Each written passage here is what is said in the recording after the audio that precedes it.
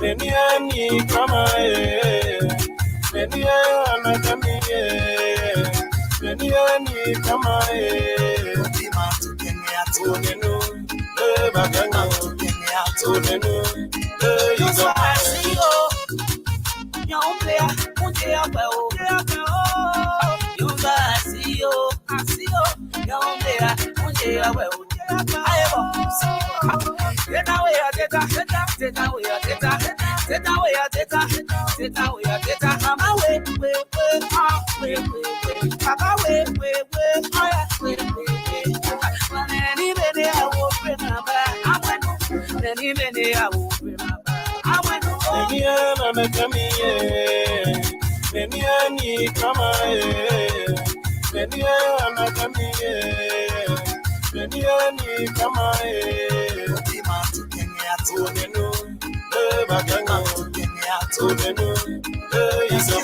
can you speak English?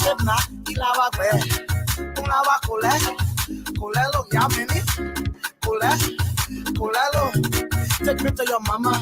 I don't want no drama. Come to the people now bring my heart. I know you can face it so. Teta woman, teta.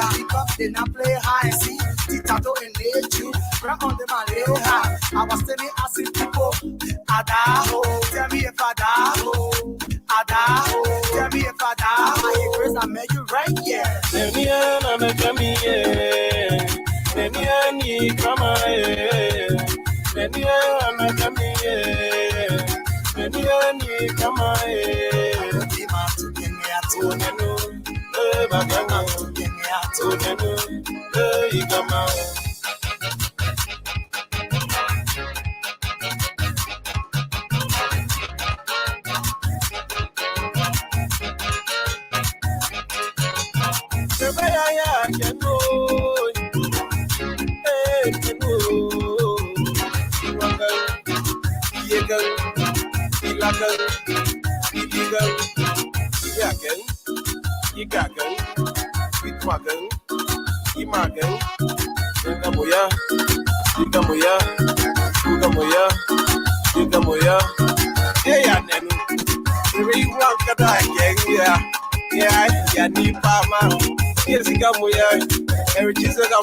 Begin at tuneslikebeard.com.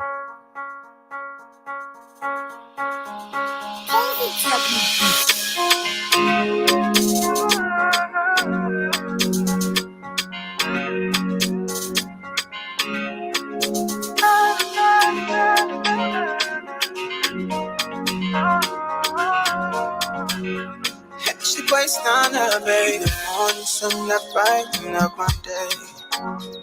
I'm in love with you, and girl, I want you to stay.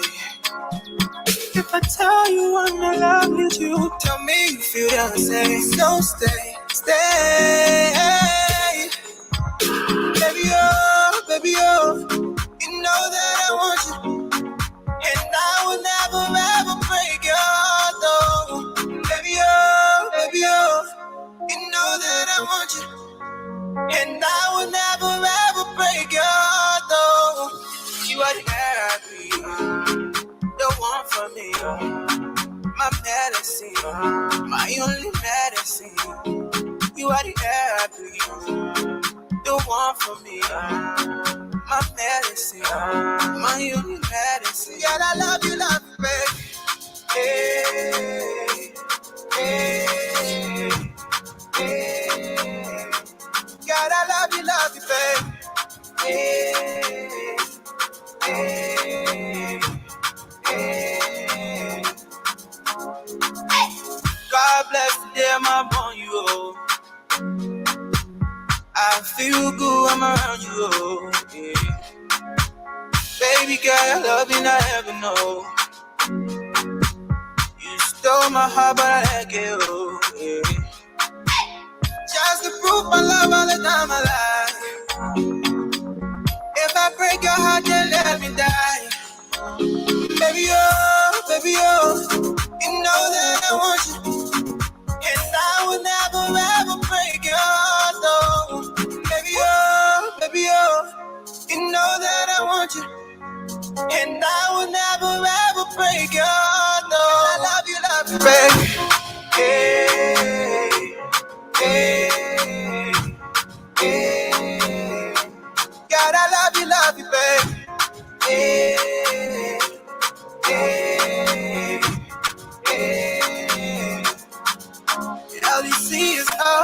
You brought me life. You are my life. You are my love, yeah. When I needed love, you brought me love. You are my love. You are my love, yeah. Baby, oh, you know that I want you. And I will never ever break your heart, no. I love you, baby. Hey, hey, hey. God, I love you, baby. Hey,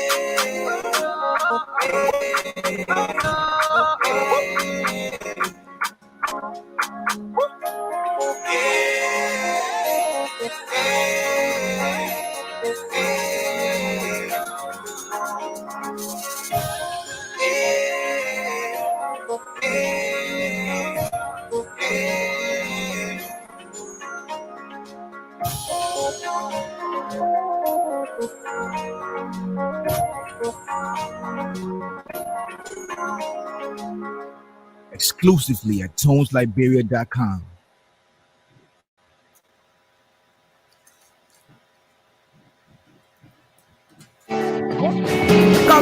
Do you care to know what thousands of people have switched from using oil-borne paint to using Une Zize quality paint? Zize quality paint is a high-quality American non-hazard latex paint that doesn't fade or peel off your walls when applied. Zize quality paint comes in variety of colors that you can choose from. We even customize our customers' paint based on their request just to satisfy their desire. Stop by at any of our 3 branches at Police Academy Junction opposite NP Fueling Station, Baptist Seminary opposite Highway Gas Station, and St. Paul Bridge opposite Marco Plaza. Zize quality paint can be used for both interior and exterior painting works. Customers living overseas can pay through Zelle on 217-720-8858. You can contact us via cell numbers 0777 366 142 or 0770 496 273 or +121 772 08858. Think Zize, think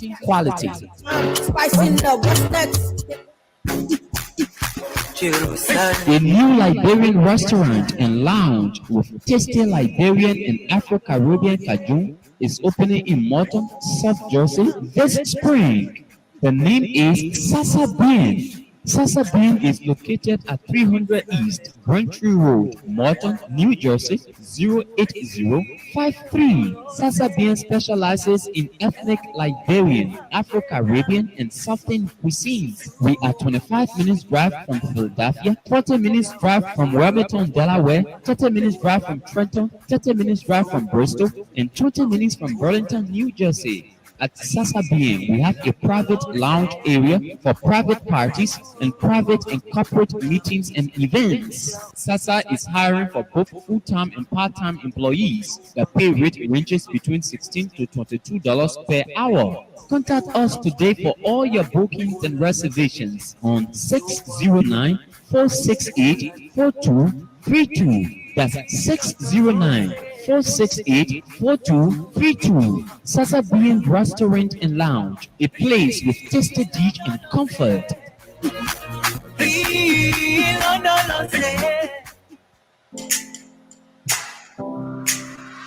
Allen Bernard International, or ABR, is a management consulting firm with a team of consultants and associates who focus on growing and transforming home healthcare agencies, non-profits, and small businesses in other industries as well as individuals. Our services include ABR Business Support Services, ABR Accounting and Tax Services, and ABR Anti-Money Laundering Compliance Services.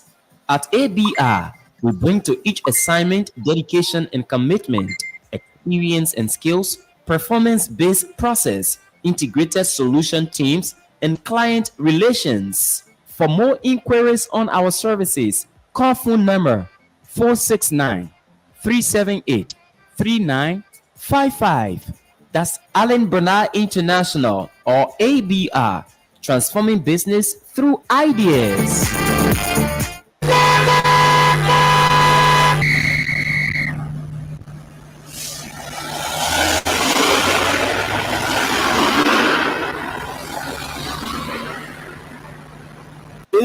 God. Yeah, man. This is the third time this week that my car has broken down on me. Yeah. Hello, sir. Yeah, hello, brother. Yeah, God. I say, excuse me, sir. Why do you have your car in the driveway? Don't you know you're obstructing traffic? I'm sorry, my brother, but I'm frustrated and annoyed right now. I've been spending money on spare parts for this car 2 to 3 times every week. All my saving is gone, and now I'm in debt. Okay, if that's what you say, do you know Sika Motor or have you heard of Sika Motors? No, my brother. What do they do? Listen very well. Sika Motors is the sole distributor of Toyota and Mitsubishi vehicles and Yamaha products, including motorbikes, generators, elbow machines, and many more. Eh? You say what? But I told you I wanted to buy a car? Okay. Sika Motors sells spare parts for all their brands of vehicles, motorbikes, and elbow machines. And your car at Toyota? Yes, now. My car Toyota. Their spare parts are durable, genuine, long-lasting, very affordable, and always available. Oh, for true? Then wasting my time? My man, you know I will not lie to you. Trust Sika Motor and see. Thank you so much, my brother, for giving me this information about Sika Motor spare parts. They are located on the UN Drive in Bridgewell Island. You can contact them via email on sikamarketing@cfao.com. Say no to fixed spare parts. Yes, you hear it for yourself. Hurry now to Sika Motors and get yourself genuine and very affordable spare parts any day and anytime. For more information, you can contact Sika Motors on 0775-987758 or 0881-937000. Don't dada, hey, don't dada. Hey, look at that fun car there. Hey, man, I really want to buy a car. Look at the one back guy. Yeah. Oh, Mary, how are you? I'm not okay. Something really confusing me. What is it? Lately, I see too many brands of cars on the road. Different one too. What if I want to buy a special brand of car? Where do I go? The main information minister. I beg you. Well, I don't know about the other brands of cars, but I heard Sika Motors have been operating in Liberia since 2013, and they are the sole distributor of all Toyota vehicles. What's unique is that they give you 3 years warranty of all vehicles, and parts are readily available and very affordable. Oh, really? Well, you don't know. I will lie to you. If you are looking to buy any one of these brands of vehicles, just head straight to Sika Motors, UN Drive, in Seontown, Bridgewell Island. Or better still, you can email them on sikamarketing@cfao.com. All right, thank you. Sika Motors, you will see me soon. Sika Motors, your number one authorized dealer of Toyota.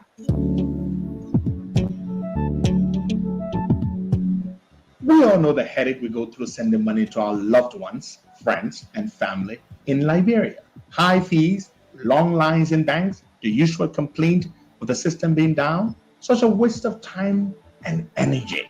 That is why I was very happy when I learned that SendWave is now in Liberia. So now I can send money anytime from anywhere directly from my smartphone to the MTN Lone Star Cell mobile money account of a loved one, friend, or family within seconds for just a tiny fee. So download SendWave now to your phone from your Apple Store or Google Play Store.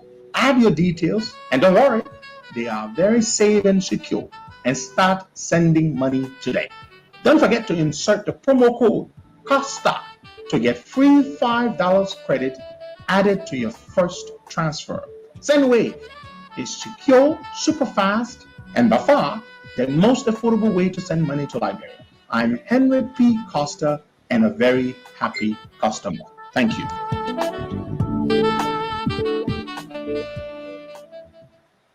Folks, good morning, good afternoon, good evening. Depends on where you are joining us from. Today is Friday and is the 12th day of the 5th month, AD 2023, with the time exactly 10:33 here in Liberia, Monrovia to be specific. Yes, welcome to yet another edition of the Costa Morning Show. I'm pretty seated here this morning, bringing you an exclusive interview with Councillor Tiawan Gonglo. He's here with us this morning, and we'll be talking about his trip there in the United States of America and some other political issues. So just sit back and relax, because it's going to be a very fascinating discussion this morning as we dive into politics this morning. So good morning, folks. Let me acknowledge our sponsor, Sikamoto. Yep, Sikamoto. They are sole distributor of a lot of good vehicles here in Liberia. So if you are trying to take vehicle on a CP level, you can go to the Sion Town office and just do business with Sikamoto. And same with also, they are also one of our sponsors here on the Costa Show. So good morning, folks. Welcome. Councillor Tiawon Gonglo is in the United States of America. He was invited by the Friends of Gonglo PA chapter, hosting the dinner for him, and there'll be some other activities there in America. So let me cross over to the councillor and say good morning, councillor. Welcome to the Costa Show. Good morning, and I'm happy to be on the Costa Show again. I've appeared on in Liberia a few times. Provided legal services for the show to keep it on. And that's something that everybody knows. But the next time you call my name Tiawon Gonglo, please add the C. C is a rank. Among the Mana people, when you are called C, then you are the firstborn. So it's important because I have boys in my family, so I'm the C. Okay. Yeah. Tiawon C Gonglo. So we should take note of that. Yeah, but sorry, we wake you up soon in the morning, Council. No, it's okay. In Liberia, I woke up 2 o'clock in the morning, so I woke up early this morning as well. Okay, so you are in the United States of America. Tell us, what's the mission there in the U.S.? I was invited by the president I've ever gone to even 50 towns in the history of our country.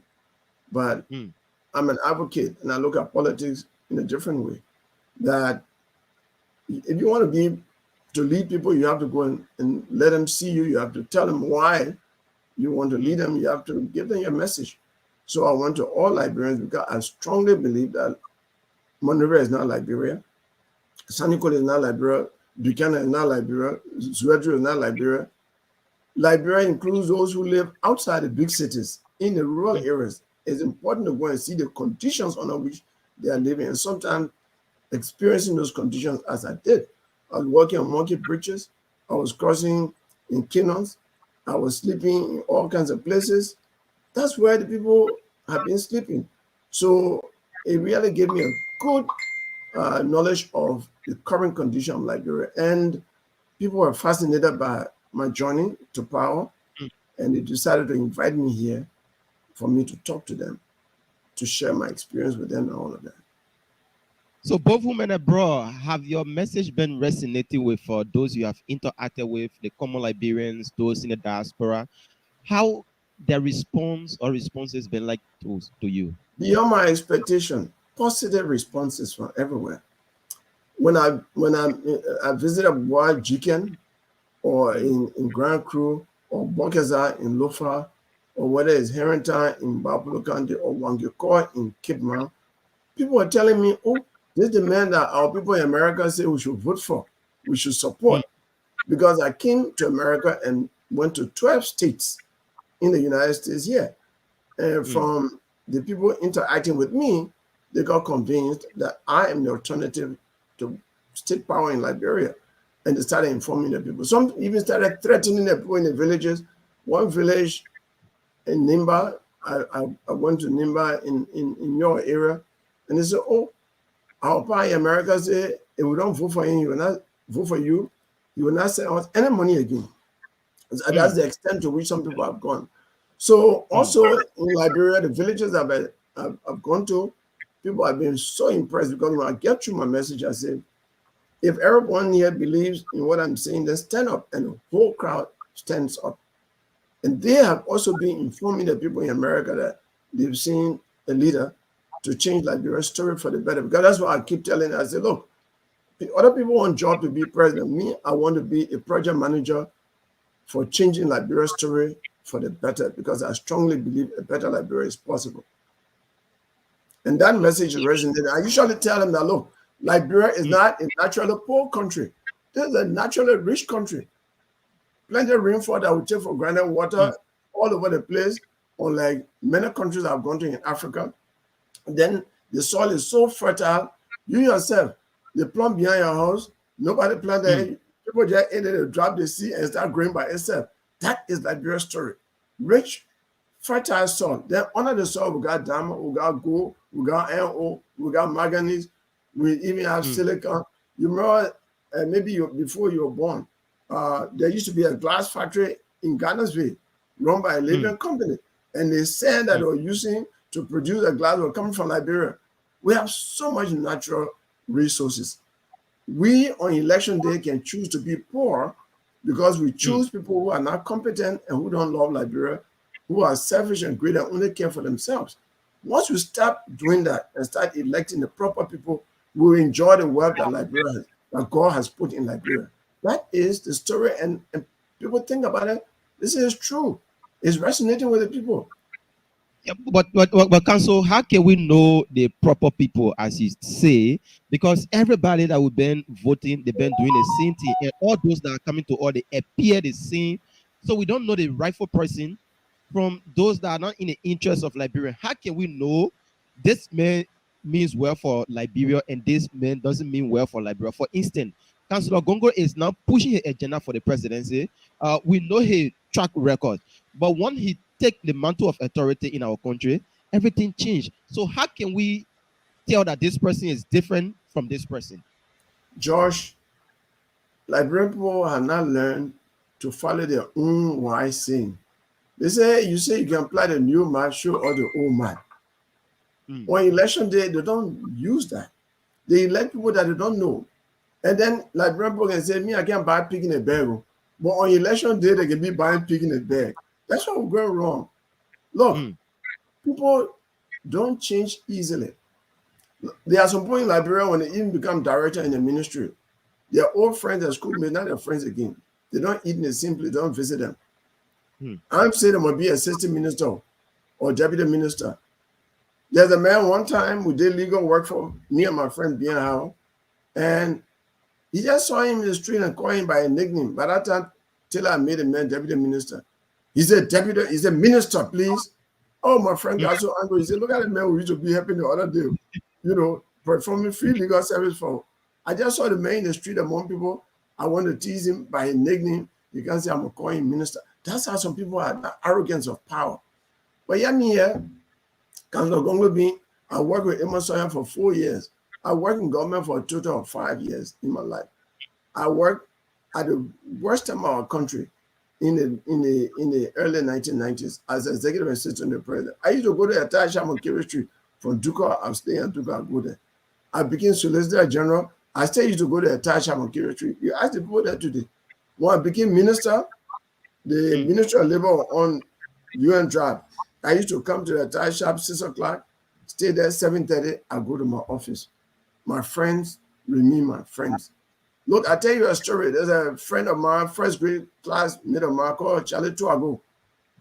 I saw him in Monroe one day. I was in 027 as minister. And I stopped the car. I told my driver to stop the car. I said, Charlie Tuago, you walking the street.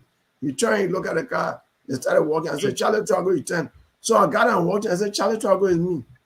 He said, my man, if I tell you I didn't hear you, then loud. But every time I hear that call, I turn and look at the car. I see 027. I said, nobody can know me in that kind of car there. Me, Charlie Tuago. So I don't change. I believe that, government office is a platform to transform people's lives. And I've been very critical of my life. So the things that I criticize other people for, I don't do it.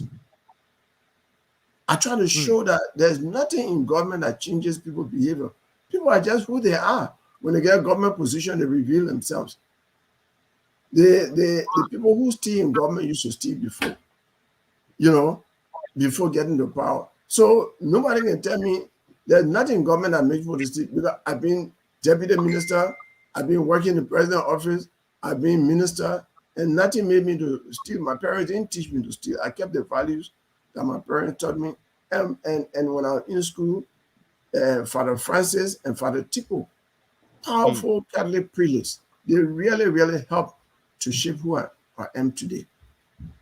And if I didn't change when I was in my 30s, working with Emma Sawyer, what would make me change today in my 60s? Okay, so council, let's come now to governance. Let's come to Liberia. Josh Manawia and his administration. You've been on their back 24/7. I've been seeing some articles from you in newspaper. People have been writing about you. I've been seeing you on other outlets talking about the ills in society. Let's talk about roles. Previously, let's begin with the issue of roles. You visit the rural area most often, and this government, when they came up, they said they were borrow medicine. That's what Josh Manawia, his administration said. Why is it like commuting from one county to another? You've been from Maryland to Grand Gida to Sano County and other places in Lofa County. How is it like? Terrible. The people in the rural parts of Liberia have been totally neglected. They are not part of the borrow medicine. And that borrow medicine, my people, is just for a few places. It's for the Robertsfield Road and for Doe community. Go on the Robertsfield Road. The road, because I live on there, I see, I pass there every day. They off the main roads that have been paved are to Big Shot's home. One to the former vice president and the current president home, that area, they are paved. The president pro tem road is paved. Former Minister Magill road is paved. The Minister of Public Works road on that road is paved. But there are so many roads. The road to Tipota House, for example, is not paved. The road to so many people, houses on that road are not paved. They go check it. The roads that are paved on off the main road are roads leading to Big Shot's home. So maybe it's borrow medicine for a few people, less than 1% of the population. But over 99% of the population are living in very terrible shape all over. Look, one example I always like to repeat because it made me, I could have died. I slept on the highway, on the road. I just got sleeping a lot and started sleeping and snake could have beaten me.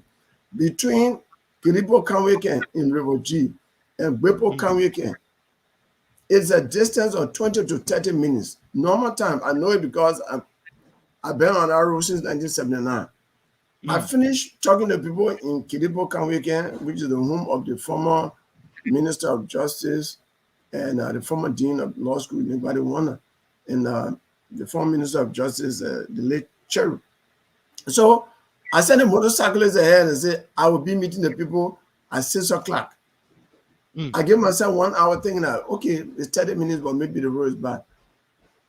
My brother, George, when I left, I saw a little bit of mud. I took shovel. I thought I was joking. Oh, we're fixing the road. When we left, 5 minutes ahead, we saw a huge mud with over 20 tankers and trucks stuck in the mud. Some of them said, we've been here for 5 days. I said, how are we going to pass? We had I had a 3-car convoy. One of them, Toyota Land Cruiser, the other one, Toyota Sequila, and a pickup. So I roll up my trousers across the mud, barefooted across the mud. I went across the mud. I thought that by 7 o'clock or so, my cars will be up. Normally, I go to bed at 9 o'clock and I wake up 2 o'clock every day. By 9:30, I don't know how I managed to I fell asleep. And the way I know is that 12:30 in the night, somebody on my delegation came and woke me and said, oh, Councillor, the cars have finally passed the mud. Then I woke up, I saw myself lying on the ground. I thought I was in my bed. So that's how bad the road is. Look, and we left the trucks behind. My driver was so good, I don't know how they managed, but we left the trucks behind because the trucks were so heavy they couldn't get through the mud. Then we came ahead, we saw another mud. Then we came ahead, we saw another mud. All through my travel, in southeastern Liberia. The worst roads in the country are in southeastern Liberia. Even on the Grand Jida side, as soon as you leave Tapeta, you get on bad road, all the way, to town, everywhere. So when I got to Puchi Tiamata where I slept, because I couldn't go, the mud was ahead. I started talking to people and said, the president from southeastern Liberia, one young man told me, I'm not disrespecting you. Shut up. The whole government is from southeastern Liberia. The minister of finance is from here. The central bank governor is from here. He started naming all. He named over 10 top officials of government from southeastern Liberia. And the people are just wicked. They don't like us. So look at the kind of condition we're living under. So that bar road medicine is a story for a few people in Monrovia, for Dual community, and for Rabosi Highway, and part of Johnsonville, where the past government started rule, and that is still being done. But for Liberia, the whole country, even Ellen who built road from Coca-Cola factory to Ganta, did not consider barrow medicine. First time she built road from Monrovia through Robertsfield to Grand Basak and to Buchanan. She didn't consider barrow medicine. Because if you cover two or three counties, about 15 counties, you haven't done anything. So, and I've heard CDC saying, the leaders of CDC saying, we promised you people, but we didn't fulfill our promises, so you all just give us second term. I said, but this defies human logic. If you engage a woman to marry, at the time you can do all the things for the woman. You buy her all the gifts, you do everything, you feel well, you buy her clothes, you do everything. You can't say, when I marry you, then I'll do all the things I promised. The first time was the time to impress the Liberian people. The first time they took it to impress themselves. The president built for the 7-story building opposite Baptist Seminary. All of the bishops and government built big buildings in the communities they are living in, to the extent that in the morning, on Saturday, the people go beg them for corporation, all that, and they enjoy the abject poverty the people are living under. Now they are saying it is in the second term that will elevate you people from poverty, will take you from poverty. But this time that was to take ourselves from poverty. People should not believe that. Yeah, but they are coming with the message again that they says here wasn't enough. What we promised our Liberian people, we haven't done much. So you should give us another 6 years to complete what we have started. For instance, we promised the coastal highway, even though some part of it is ongoing or some part of it has started already, but we need this other 6 years to complete that project. We need a 6 year to do the Bali Island like we promised. We need a 6 year to bring the health factory that we promised. We need a 6 year to do other projects that we promised that we couldn't complete in the previous 6 years. Now we are headed to election, Councillor Gonglo. But before that, if I may ask you, if you were to grade the Weah-led administration for the past 5 years and a half, what will your grade mark be from 1 to 100? You don't need to. I'm a teacher. They're below 50. And I was saying in Philadelphia, I will ask that question. Philadelphia is in Grand Cru. It's right after Boajigen. And I will ask, in Grand Cru is where the president comes from. And I said, maybe we'll grade them 50, 60. And one young man said, no. It can't be 60. It has to be below 50, because when you grade below 50, I don't care how you run it up, it can't reach 70. There's no way to run it up, because the grade is so bad. So I took it from there. I said, you live and say, yeah, I can't grade up for 35%. I said, okay, I will say below 50. So they are below 50. And they themselves, being honest to themselves, we agree with that. And that's why they are finding the excuses now. You see? First, they were saying, barrow medicine. They even say, look at our building road in Gonglo County and from Ganda to Seklepi. Go there now. Now we borrowed there because they started building a road on promise, false promise to the Chinese that will pay them. The other people, I've heard $13 million. They took all their equipment and left. So that road construction is not going on. Now, you see, This is lie number one, that y'all gave us chance. They knew the problem. They knew the problem of governance. Some of them were in government, and they promised the people that they are coming to lift them up from poverty. They knew all the conditions, and they made definite promises to the people. So now that they didn't know, the president himself was in the Senate working on budget. He knew all of the difficulties, and he made promise that these are the things that he will do in the first 6 years. He will take people out of poverty. He will provide 1 million jobs. All of these statements were made. Now, if you want to tell the Liberian people you did not know, then you are showing that you were ignorant. You didn't know. If you didn't know and you made false promises, why should we now trust you that this time your promises will be correct? Our Liberian people can say fresh food are food, another food, but the second food are real food. Because when they fool you the second time and you know that you are being fooled, and then you go the first time and you know you are being fooled, and you allow yourself to be fooled the second time, then you are a real fool. So Liberian people should not allow themselves to be the real fool. They lied to us the first time. Look, I like if you have Takun J music played because it can really stimulate me. The people lie to us. They lie to us that the best music to describe. Yeah, but Takun J supporting the men council, so I don't know. The man that sang the song, he's not in a he's not with them and enjoying. So I don't know the message that he was preaching back then. He's not enjoying, and he has forgotten the song that he sang.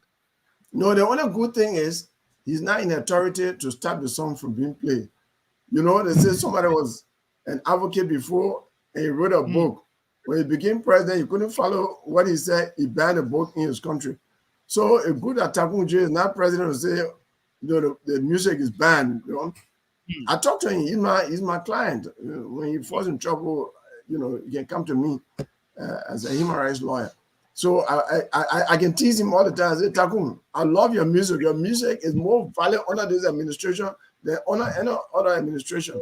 Right on Kerry Street, I stop by him and we talk. He say, hey, Papi, I say, you made a music that fits this government and now you're supporting this party. That's a contradiction. You're young to do that. Yeah, so I call him my nephew because he's fine. There's a song that the council is talking about. He wants us to drop this song for him. Stop sleeping. Whip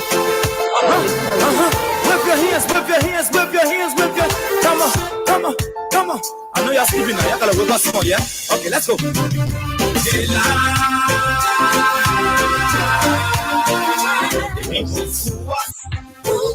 The people lie to us. The government betray us. So much. I said they lie. The people fool us. The people lie to us. The government betray us. They can lie, they can steal. I said we tired with their lies. We tired with their promises that led us to allow the damages.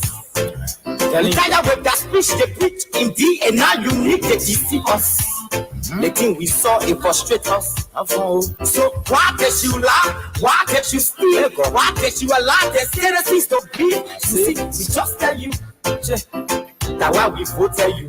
But you fool us, you screw us, you use us and later on abuse us. So why the government should lie? Okay, so why the government should lie? The part of it, council, he said we trusted you, that why we voted you. This man is from the slum. Some say he's from Gibraltar, some say he's from West Point, some say he's from Nuku Town. Is President, we are living that life like somebody that is from the slum. We see condominiums, we see him breaking down his 9th Street house and making and rebuilding it as a mansion. Is he living that life like somebody that is from the slum? After that song, we don't even need to continue this interview because it summarizes everything that is on my mind. Look, right now, I talk to people in the street. Combo on Ashman Street, where the younger boys sell right there, is now $400 Liberian dollars, and many people can't afford it. They can do what they call sepe. 3-4 person put get together to buy Kobo now. And they're not paying the Kobo enough for the money. They are saying we are all selling at the end of the day, we'll find your money and pay you, boy, rob your money, credit or Kobo. So they are doing self-pay. That's how bad the country has gone. People are begging for copper rice. People are begging for Kobo. They're not begging for people to buy them to buy them zinc or beg or cement anymore. People are begging for copper rice. People are begging for money to pay their children way to go to school. That's what we experience every day. And now, in their ignorance and also arrogance, because they live in this big life and they don't want to listen to people, they think we stay on the radio, they sense inside, they don't take it to help themselves. They say, oh, they're opposition. So they are not changing. Look what they're doing now. And they are doing shameful things. If this government say they borrow medicine, how come the Speaker of the House of Representatives, the head of the other branch of government, went to Ivory Coast to get to people Sedoken in order to register to vote? Because if you are going on the road from Monrovia, passing through Nimba, Grangida to go to Plibo Sedoken, he will have been stuck on the highway and there's no helicopter to take him. Then he will not register to vote. He will have been disqualified from even participating because he will not be a registered voter to even vote for himself. So he took the shortcut. How many Liberians can afford to pass through Ivory Coast to go to Maryland, where he comes from? You see that kind of shameful thing? Very disgraceful. He should have even taken the plane that goes to every week. But for him to actually pass through Ivory Coast to go to his home, I found that very, very shameful and disgraceful. And only a shameless person can do that kind of. Just for that alone, the poor people said, okay, should not vote for him. Because power is to improve the general condition of the people. Look at, America, somebody sent me the photo of Abache vehicle somewhere on the highway in Sino County, stuck in the mud, because the road is bad. Now, because everybody cried down Buffer Chamber, so he wanted to go by road. And whichever road you take, whether you take Buchanan Road, you're in the mud. You take Nimba Road, you're in the mud. So now he's in the mud going. He may reach. If he doesn't, he will have to park his car to take motorbike to reach Grand Cru, where he's going to register the food. So they tell people in Monrovia they are borrow medicine, but the reality in rural areas shows that the people are being recklessly neglected and abandoned.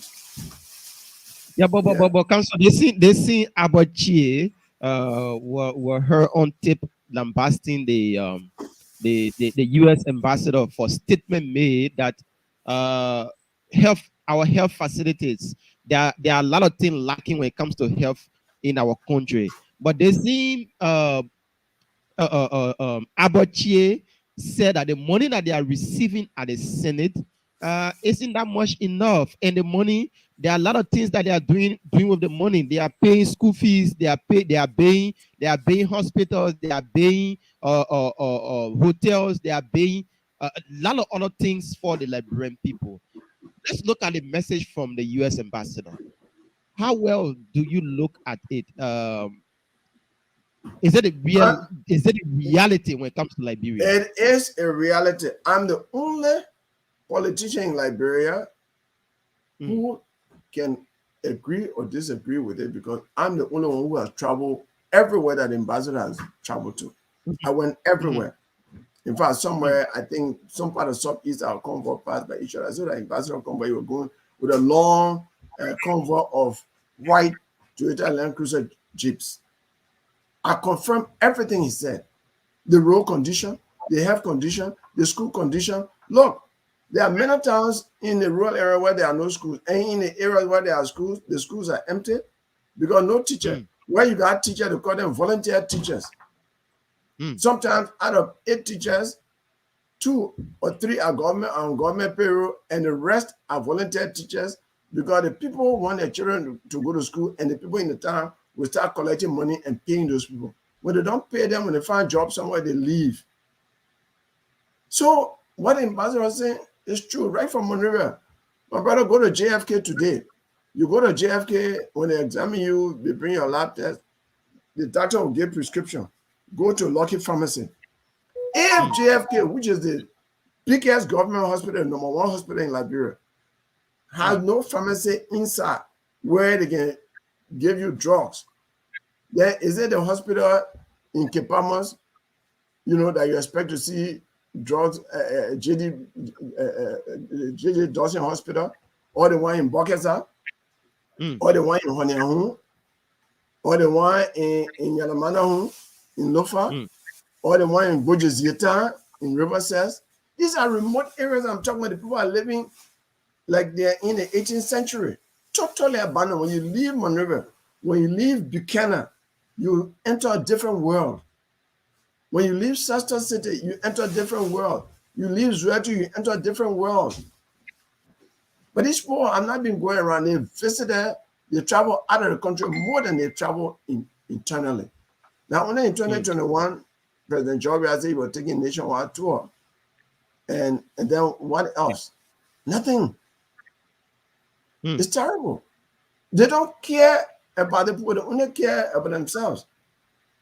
His resort, Jamaica, is more developed than anywhere in Liberia. They only think about themselves. That level of selfishness is sufficient for Liberians not to be second food, to be real food. They can't fool us the second time. No, it's not possible. The harsh reality will make the Liberian poor. In fact, right now, if you do a poll in southeastern Liberia, I might get more people on my side than George Weah, because the people are so angry. They're so angry. They told me that everywhere I went in the Crew area, I went in the Stapo area, I went in the Crown area, I went in the Gribble area, and they were all over Liberia. The places I really got endorsements were in Grand Crew, were in southeastern Liberia, especially Grand Crew. I even slept in City Mayor home in Grand Crew. My program in Sasstown was organized by the City Mayor of Sasstown, the president's home. That's how angry the people are. And it was live. It was live. People were clapping for me continuously. Then when I got to RTI, I listened to radio. So looking at the who I am, I said, why is this to himself? Because the thing was not just recorded, it was live. Everybody saw it in the whole world. And I entered Sasta in the night, and the city mayor came and said, oh, council, let me go and set the place up. He took 30 minutes, set it up. Then he came for me. He made sure there was sound system. I spoke on loudspeaker. He gave me the cola. I ate. There's a tradition in Southeastern Liberia. They give you cola with pepper and salt. Give me the cola and pepper and salt. I ate. And he gave me the water. I drank. And then he said, well, we'll give you water. We'll give you cola. Then the message you have, you deliver it. So I got up and delivered my message. And people are happy. I would tell people in the interior that when I become president, all your children will go to school free of charge from kindergarten to 12th grade, and they will not clap. When I say all pregnant women, all children below the age of 5, and all people 65 years old, all will go to government hospital and clinic free of charge. When I say myself as president, I'll be going to government hospital. So I'll make a surprise visit to government hospital and say, I came for a checkup. If nothing there, I'll fire the president and make sure that our government hospital and clinics work. When I say that I will restore polywater yards in all of the 15 countries so that the roads can be maintained so we can have bad roads. When I say that we'll mechanize rice farming by bringing machines in the country so that we can produce big rice farms, the Kavala, the Firestone, the other. How the people will not be happy? These are things that are confronting them. And as a young man who grew up in the interior, I know the problem. I've lived through it. Cutlasses and Hope, for example, cannot feed Liberia anymore. But Liberia has a rich soil. And if government helped the farmers to organize agriculture so well, Liberia could become a rice exporter. I see the dream. I see the possibility. I've talked to experts. It is very much possible. So when I tell the people the story, then they say, then price of rice will come down. I said, the only way for price of rice to come down is to grow rice. My message is very clear to the people. I said, I will open free trade schools in 15 counties for your children to learn trade and not to just be riding motorbike. They can be happy. Yeah, Council, beginning with that, what platform are you taking to the people? Because you have outlined some of the ills in society, the Joshua government, some of the things that they are doing wrong and blah, blah, blah. But what platform are you taken to the Liberian people to make them to elect you as the next president of the Republic of Liberia? So that's why I say, I just told you some of it. Number one, I said there has to be a rule of law. Police will work, the code must work with integrity and will protect the code. Anybody under my government, you minister, you can't say that my interest there, I will fire you immediately. And if you don't take care, you might even go to jail for obstruction of government function. Right? And then and we'll have an executive order on that to protect the police and the judiciary in the performance of their duties. So that when police doesn't work well, when somebody is killed, somebody is beaten, the report will come out. These days, police carry an investigation. We don't know what happened, and people start speculating. Look at Gloria Musu's daughter business. The 10-year run, they're doing all kind of suspicion on it. Amendment, the drug issue, the gun issue, all the things. So, in our executive order, I'll put our Liberian people all over Liberia have a right to videotape police when police is in operation. That will make police to be very professional, and we'll have evidence against police people.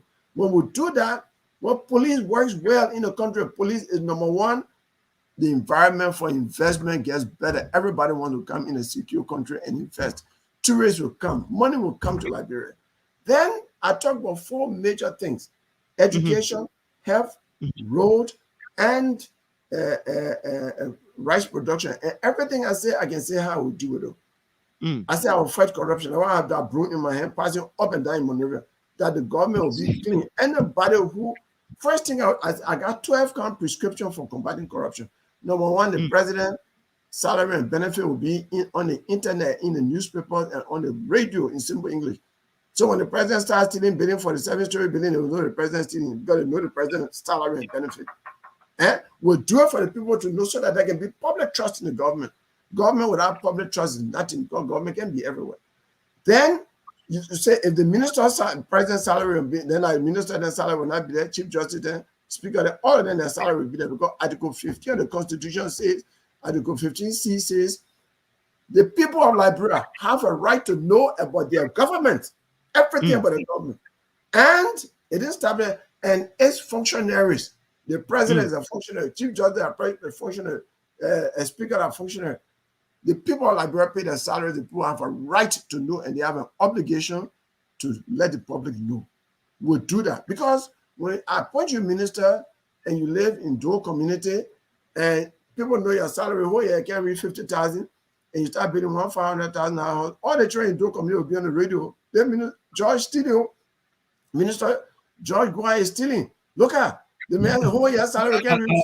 Also, actually, is Boaka that interview. Josh is my tech guy, so sorry, Boaka Kamara. That Boaka is stealing. Then myself, I'll call you president and say, Boaka, they say you believe 500,000. You start scratching your head, and the president, you know, I'll fire you and send you to the Liberian Anti-Corruption Commission. You'll be investigated. When you're sent to court, you're prosecuted. When you're found guilty, you'll go to jail for 5 to 10 years.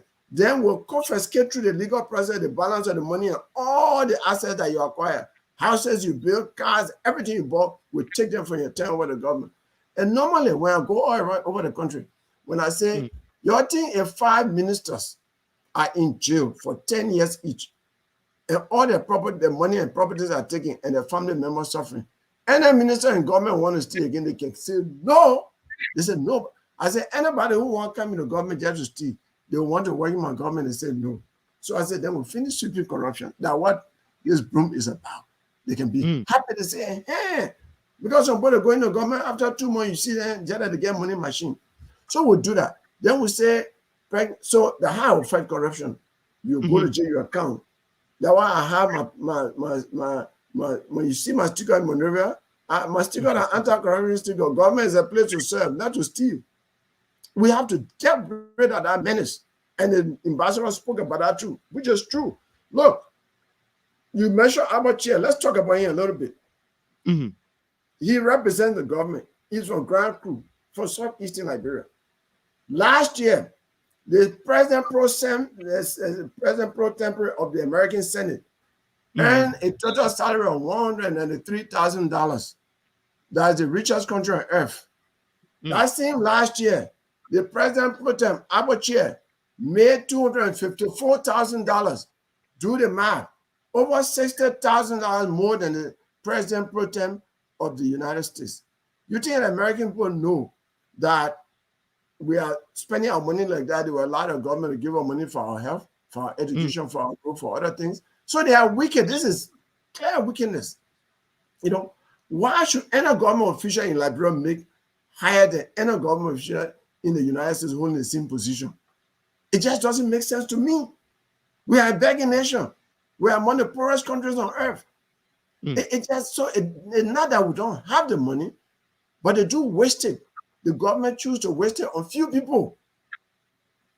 And you see, that is where the problem is. The speaker last year, Speaker of the House of Representatives in the United States, made $223,000 because his salary should be higher than the president pro tem. Our own made $245,000, more than $20,000 higher than the Speaker of the United States. That the one I know. I know about the minister's salary, the president's salary. So it means that the money in the country, they are taking it for themselves and not providing services for the people. It's deliberate and not accident. It's not a condition of the country. It's the decision that they make. And with that kind of decision, they want us to put them in power again? No. Let them go. And when I become president, we'll set a commission inquiry to look into all these things because they have to be held accountable. I'm not afraid to say I'm an advocate. They will not go free.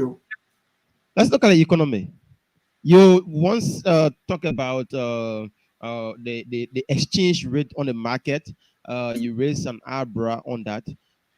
Tell a little bit about the economic and what. Let me tell you, we in fact, from Councilor Gongo. You know what I intend to do. Let me, in addition to I have a degree in economics and I taught economics at University of Liberia. When you dump money on the market, we are not exporting much out of Liberia besides rubber and iron ore and the diamond and gold. Some of them even going through all kinds of illegal means out of the country. Government is not generating so much foreign exchange, US dollars, British pound, all that to come to our country.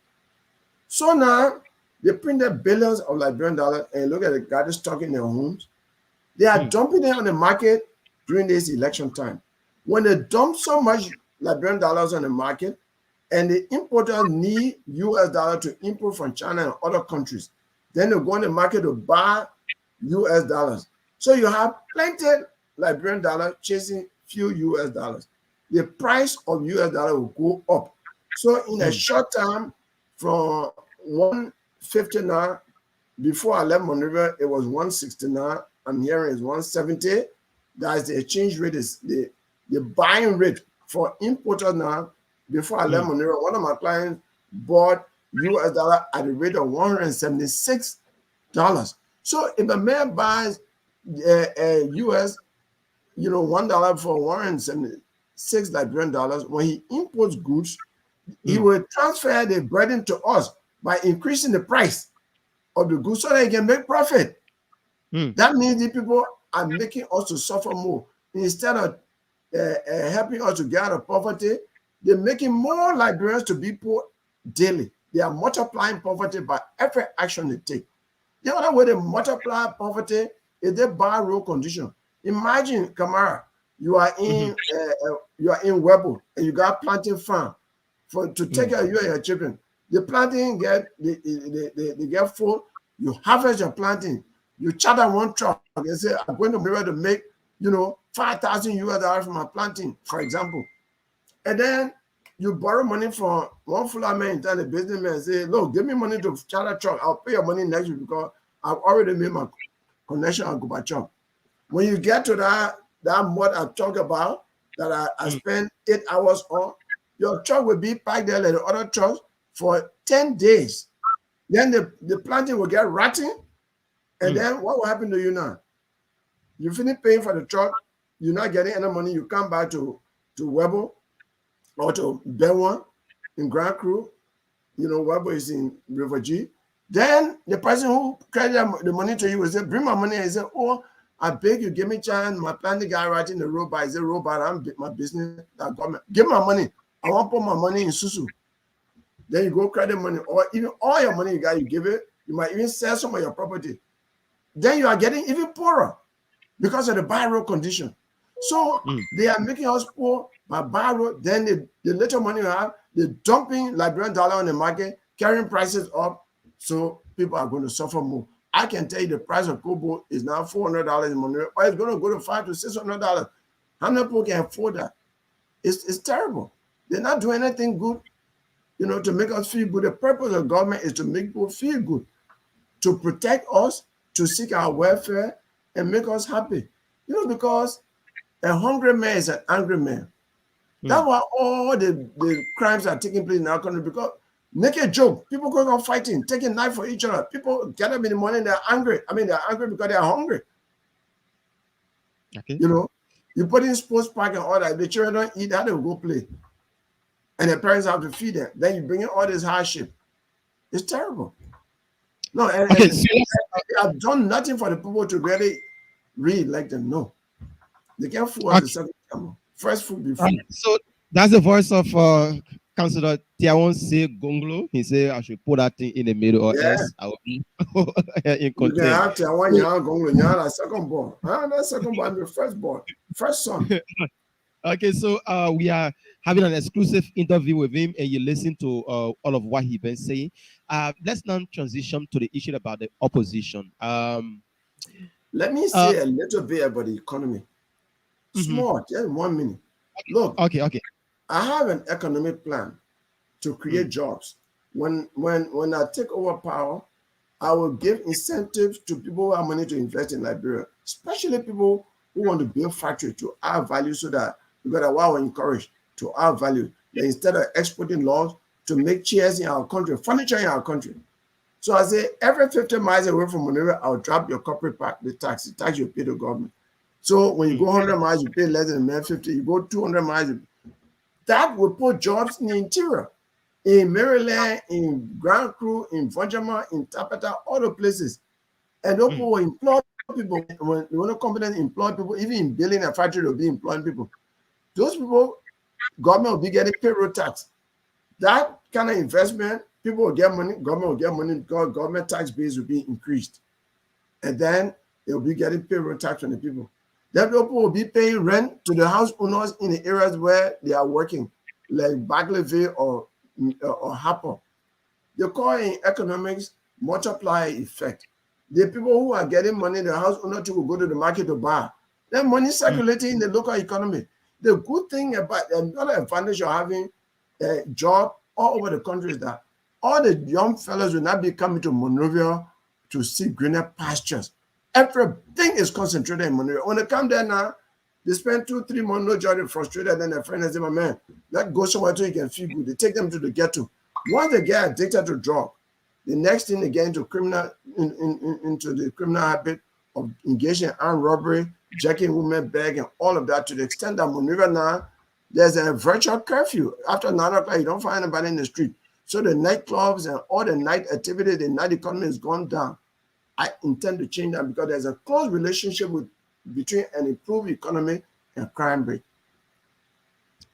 Okay, so let's now transition to the issue about the opposition. Councillor Gonglo, a son of Nimba County, was selected by Ambassador Joseph Newman Boakai to serve as his running mate. He's from Nimba. You are from Nimba.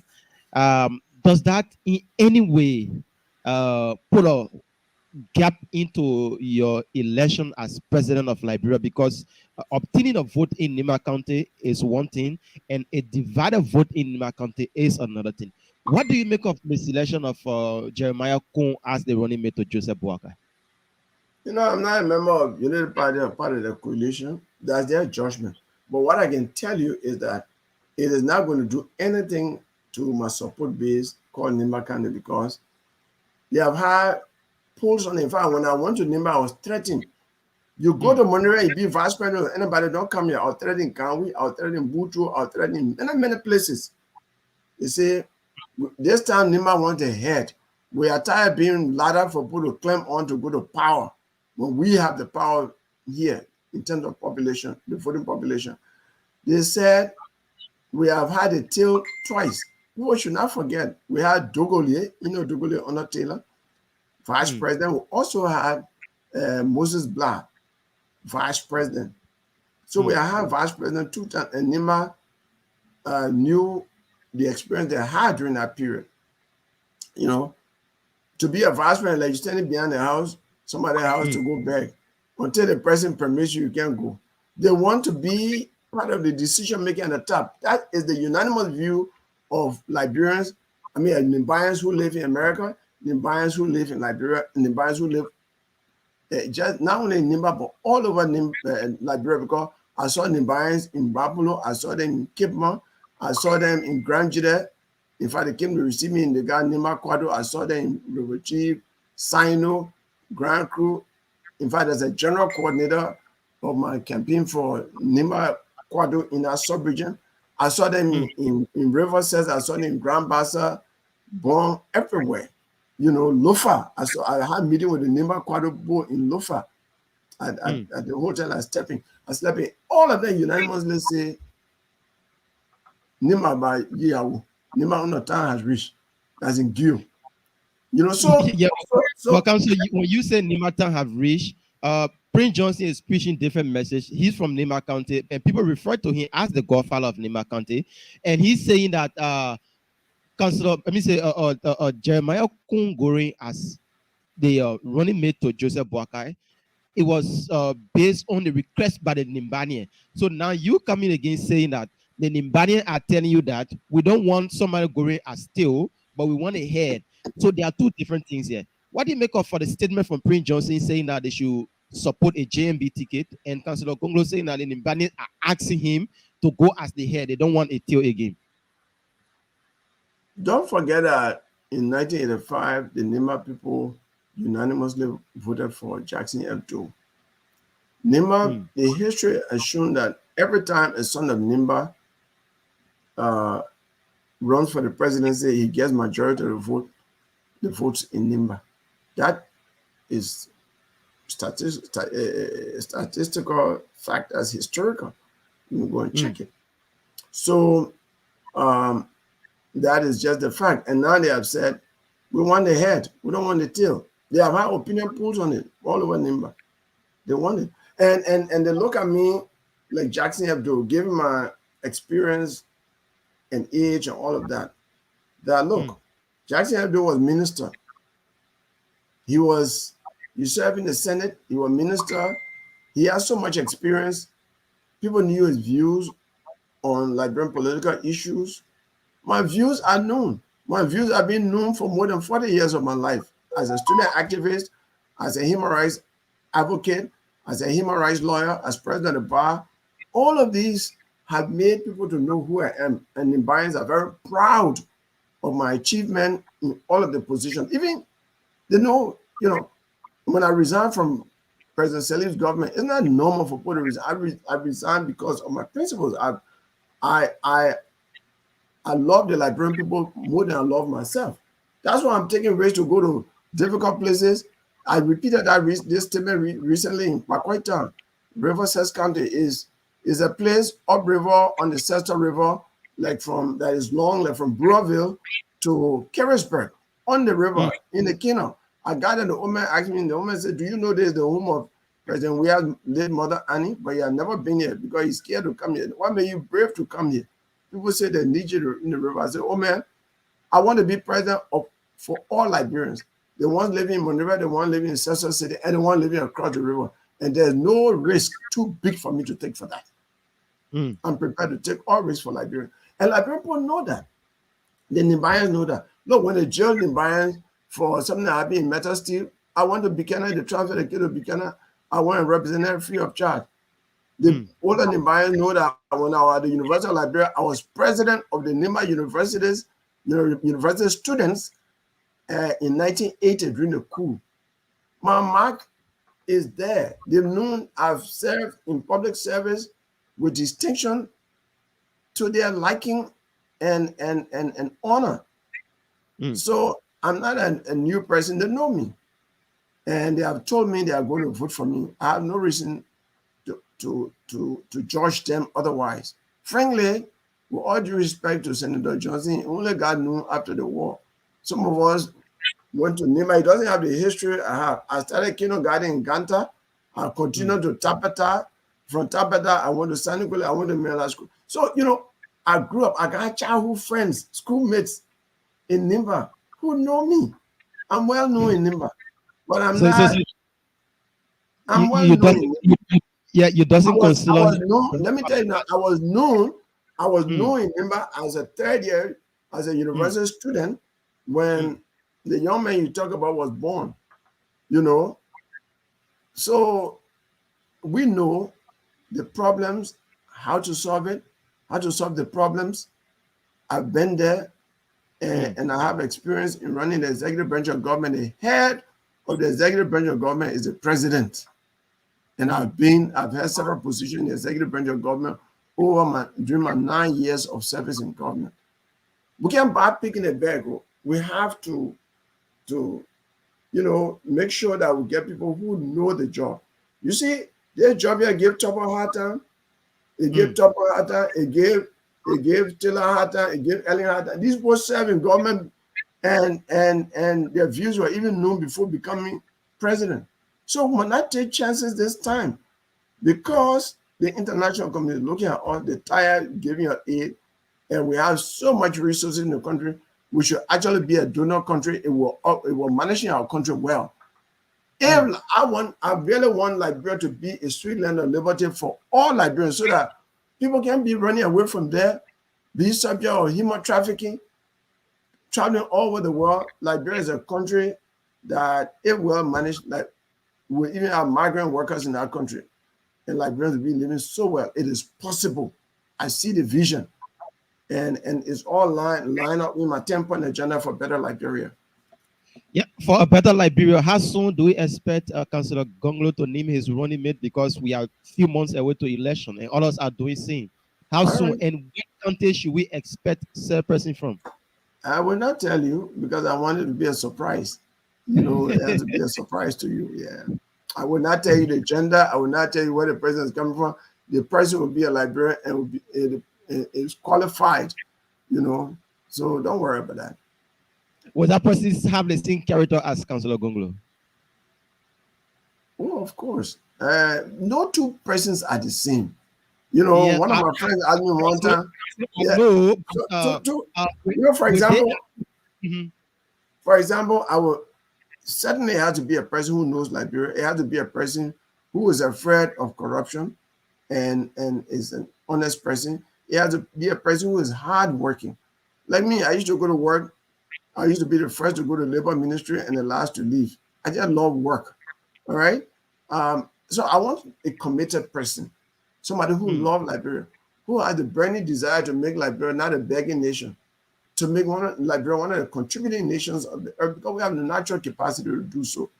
I want a visionary like me, because if something happens and I fall, Liberia should not be insulting me while I'm going and say, why the man brought the kind of trouble on us? So yes, but no two persons can be the same. Like for example, I can eat roasted cassava and be happy, drink water and be happy. I eat roasted plantain and be happy. Especially I have ripe one. And when you put dry rice and Benesi before me with red on, I'm way up there. Some people are not like that. So but we have to get the character set of the person will be close to mine, or even better than mine. All right, so Council, we'll have to interact now with the public. A lot of people are listening and following the show. We'll open the phone lines on 0770 102 102 86 010383 555 102 102. The WhatsApp number is +231 888 624171. Those in the diaspora, once again, the WhatsApp number is +231 888 624171. Councillor Tiawonse Gonglo and Bwakai Amara Kamara, we are pretty seated here, and it's a live interview here with him this morning. Let's go to the phone line and take our first caller this morning on the line. Good morning. Go directly to the point. We'll take 30 seconds per person. Good morning. So, Gonglo, I say to you, Itowa. Hey, Itowa. Yeah, Mark, good morning. Welcome. Jabate.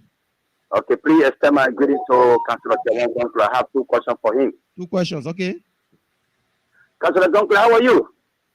I'm fine. Is that question number one? Yeah, thank you. That's your next speaking, Mark Jabate. And Councilor Gonzo, I've been monitoring you from the 80s and up to this time. You are a man with decent character. But I have one point with you that I'm not happy with you. And since 2 years or 1 year ago, I'm not too happy with you. This has to do with the Lima County land issue. When I first came and I chief justice, you wrote a press release condemning me. But you did not advocate for our people land issue in Lima County. Even this man, they called and First Wife and Jeremiah Cole, we could not instead of our people lands. And you as a claimant, that I respect, that you work with Hassan Benete, I respect you for that. And I have great respect for you. And you are not advocate that. You just silent on the issue. It's not because they don't find interest in our tribal community, and that's why you keep it new. Yeah, the second one, let go. You talk about the land issue, the second one quickly. The second one, and how can we and what is the view of Jeremiah Kuhn? Is a letter you voice on dubious in Lima County. If it is true, and why is the view about Jeremiah Kuhn? No, Mark, we can't go into the main personal life. No. Sorry, that question it can be answered by the council. That's left with Jeremiah Kuhn. Let's take this person here. Good morning. Good morning. Yeah, welcome. Your name is joining us from. My name is Mr. Shah. I'm calling from Iowa. I've been watching Councilor Gunglo, and I want to make a comment. Am I live? Yeah, you are live. Go ahead. Yeah, my name is Jeremiah. I'm calling from Iowa, and I really admire Councilor Gunglo. I'm from Granger. I've been in the United States for 30 years, and Councilor Gunglo did something that he did for a Grangeria, and I was so proud.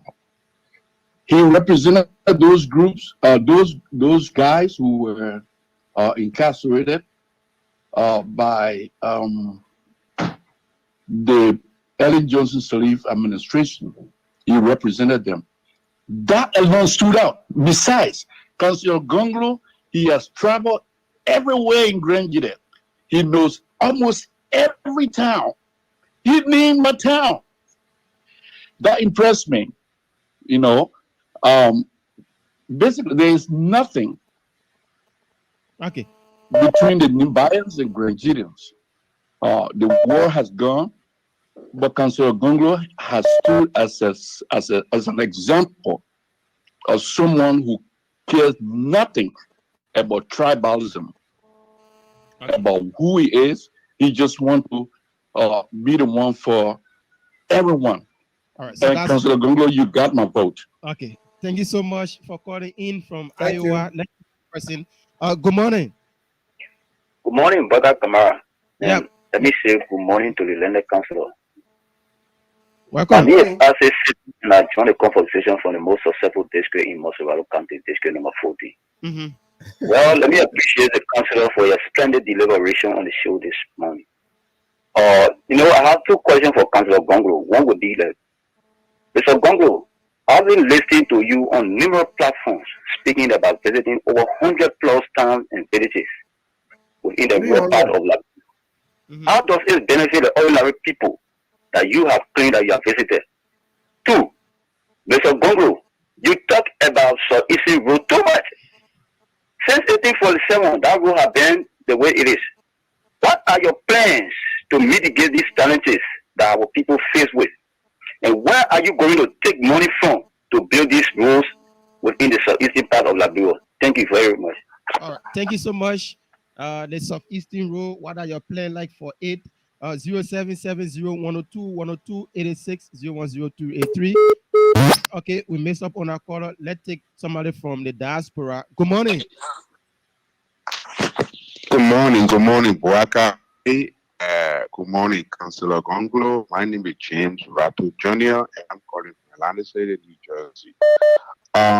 Councilor, given to the fact that Liberians are going through urgent poverty due to bad governance, I see you wear a broom most of the time.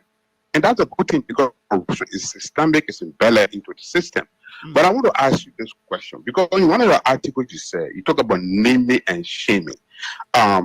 What would you do if you are elected as Liberian, or I know you are the Senate Bureau for Liberian People Party? What would you do if you were elected like, for example, nepotism, then tribalistic tendencies? Because if you employ your sister and you're talking about naming and shaming, what would you do if that person is your relative or the person is a minor or you? And the second question is, I think you serve as a Solicitor General in one of the government, and then for some reason you disagree with the government because of some policy, and they don't want to actually listen to you. You resign. I just want you to explain, because that shows to all that you are incorruptible and you are a straightforward man. So can you please explain to the public? Thank you. Okay, thank you so much. Now take this person from this angle here. Good morning. Hello. Hello. Yeah, good morning. Yeah, but not on the radio yet. No, but don't listen to the receiver. Listen to me through your phone. There's a little delay with the radio. Hello. Yeah, good morning. Yeah, go ahead. Just listen to me through the phone. You are live on the show. Hello. Yeah, go ahead. Go ahead. Hello. Not on the radio yet. Oh, okay. Sorry. You have to listen to me through your cell phone, not the receiver, please. If you call, you listen to the receiver. There's a little delay. Good morning. Yeah, good morning, sir. Yep, your name is joining us from. Okay, my name is Ovidayo Jeble, commander in AB Dowds, non-picking, and calling from South Korea.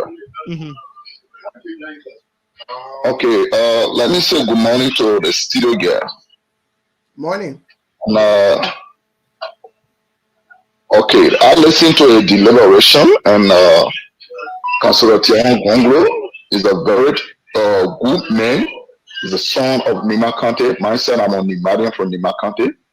But I have a problem when I listen to him, the economic theory that you're giving, that he will prioritize people that want to build factory, like for instance, if you want to build, like you want to take furniture, he will prioritize you manufacturing the furniture or fixing the furniture in Liberia, then exporting the wood. So my problem that I have is that, like for instance, if you are manufacturing furniture in Liberia, and looking at our country is poor, the economic condition there, more people are poor. Where I live, a furniture, let's say a bed or furniture, is very costly. So people who will come and create job and be cutting the wood, they will let us export it in order to manufacture in different countries because they will sell it at good price. But if you say you want to manufacture furniture, who are those people going to buy? Taking into consideration our economic status in our country, who are those people going to buy? Thank you so much. So, Council will answer the first questions that they asked. One from they say the Nimba Lane issue. What be your position? Let me. I think I understand that. The one I don't understand, I'll let you know. Okay. If I don't get it, let me proceed to make time. Look, on the Nimba Land issue, he's probably not followed well. There was a time a few years ago, it was 2013 or 14, somewhere down there, the Madingos from Ganta had a big program in Ganta about that land issue. I was a keynote speaker. And I was very clear on the issue. I say the thing is being politicized. If people follow the law, they will solve that problem easily. I was there. He probably was not part of that program. When he said, somebody, in fact, let me put it this way. There's a lawyer from my office who is involved at the ECOWAS court on our land issue in Abuja. His name is Dauda Keita. And he works in my law office. But I would disagree with Jabata today and tomorrow if he says what he said before. He said you were going to kill the Chief Justice. That time, I was president of the bar. even without being president, but I will never countenance anyone taking the law into his own hand to do something. You got to go by the law. You cannot threaten to kill someone. Even if you're not a chief justice, it can be a farmer. It is just wrong. And I said, I condemn him for that. And I will condemn him today if he maintains that position. It's wrong. Yeah? So that's where our disagreement came. Somebody talk about me going around. Look, I went around the country. My brother from Grand Jide, that's true. I went all over. And let me also say, part of the work of any Liberian leader coming for the next 50 years is to reconcile the country and to keep it united. Now, when I went around the country, I deliberately went to some towns that I said I will not leave the country until I went to those towns, because there are towns in Nimba that have great sons who are no more, and their towns are being forgotten. So as someone wanting to be president, I went to the town and elevated their story, their spirit. For example, I went to Blole. In Nimakane, Blole is the home of the late Jackson F. Doe. I called Blole a political shrine of Nimba because that's the place where the first son of Nimba came from and wanted to run for presidency, and the whole of Nimba voted for him. I also went to Zozwale and slept there. Zozwale is in the Zor area near in Belige area, and it is the home of the late Thomas Kuompa.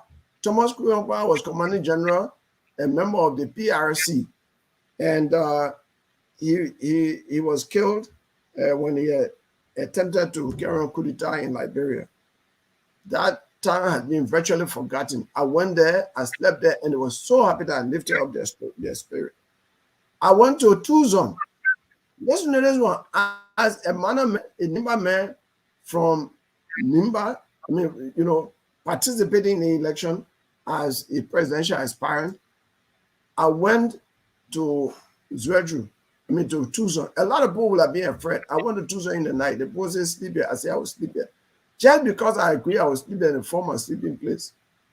They danced the whole night. I think I slept with the 7 million lodgement. They danced the whole night. They fed my people food left over.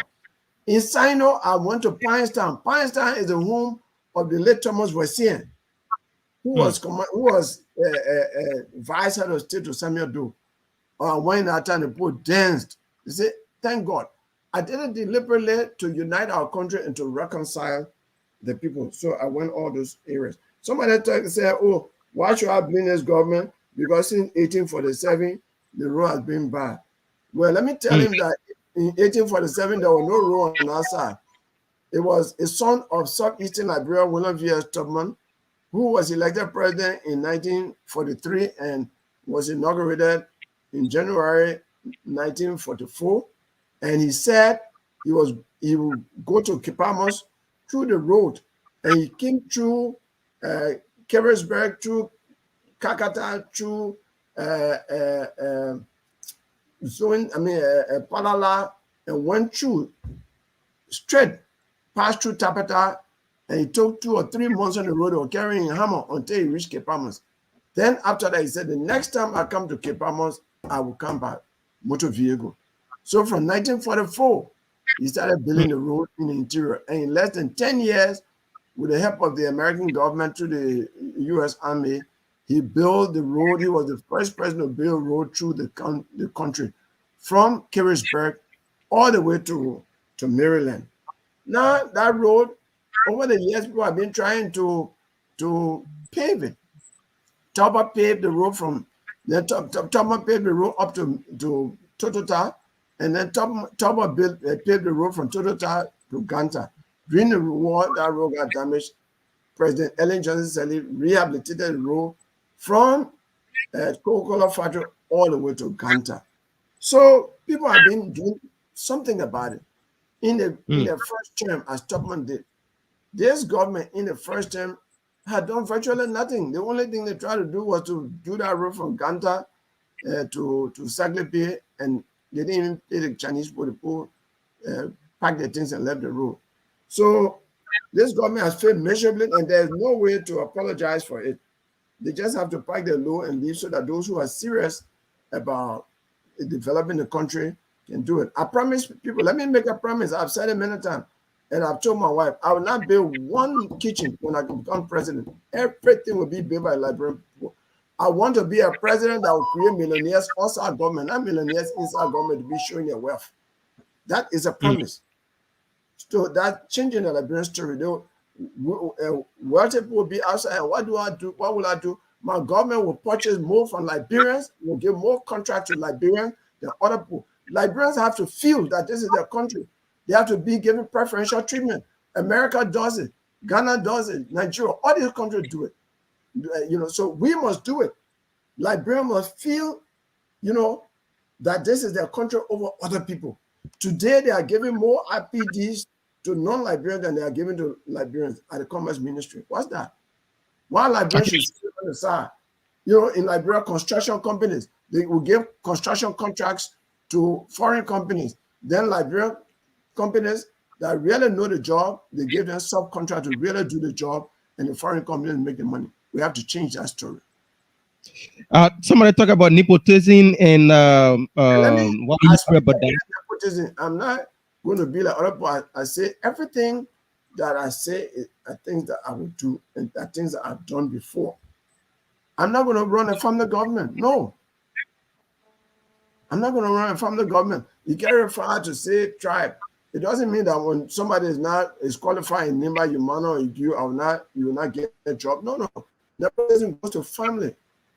Will not. In fact, I will implement Section 10.2 of the Executive Law of Liberia that was enacted in 1973 that says that as much as practicable, the president of Liberia shall appoint one cabinet minister from each of the counties. There is no way that you can implement that law and be one-sided with tribe or region. That law is not being implemented right now. Okay, we take 5 more calls, then a counselor come and we'll wrap it up on those 5 calls, 0770. There are a lot of calls coming in, but we'll just take 5. Then the counselor will conclude on that, then he can give us give us his parting comment because we've been here for a little longer time now. 0770 102 102. Those in the diaspora can call on the WhatsApp number +231 888 624171. 5 calls, 30 seconds per quarter. Go strictly to the point. Good morning. Good morning, Councillor Gonzo. Good morning. Welcome. Hello. Morning. Yeah. Yes, nice to meet you, Councillor. My name is Sam. I'm calling from the UK. I've got 2 questions for the Councillor. The first one is that will he be willing to declare his assets along with the other aspirant president like Mr. Cummings, Walker, and George Weah publicly? The second one is that with the War Crime Court, they've been politicizing this thing from Ellen Sally instead of